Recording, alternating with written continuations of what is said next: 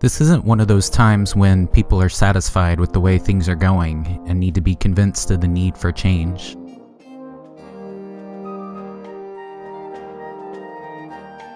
I mean, Gallup has been polling this question once a month for decades, and not once since 2005 have even 40% of Americans been satisfied with the way things are going. What that means is we don't have a problem with the will or the desire to change. We have a problem with turning that desire into effective action. Part of the issue is we're thinking too small. There are 325 million people in the United States. There are 7.5 billion people in the world.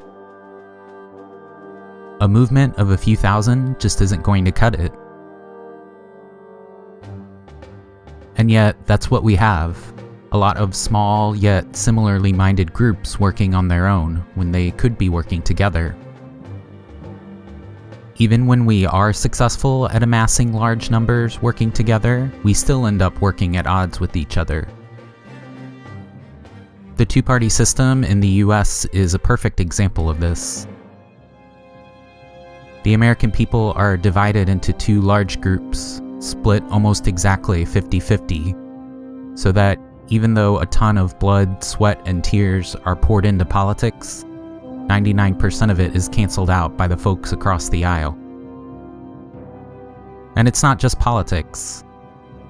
Sciences, religions, philosophies, ideologies, and institutions are all fighting it out against each other for money, power, and followers.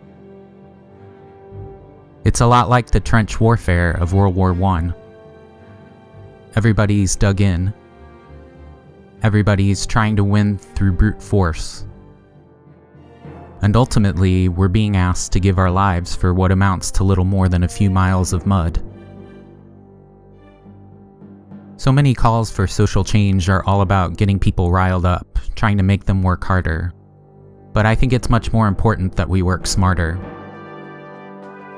We have to figure out how to get millions of people to work together, without canceling each other out, without trying to hijack the process, without splintering into lots of ineffective little groups. And when we do succeed at that, we have to figure out how not to get sucked into this nasty, unproductive quagmire that dominates our arguments today. Because this nasty, unproductive quagmire of ideologies and institutions is the problem. And any movement that gets sucked into it becomes part of the problem, instead of part of the solution.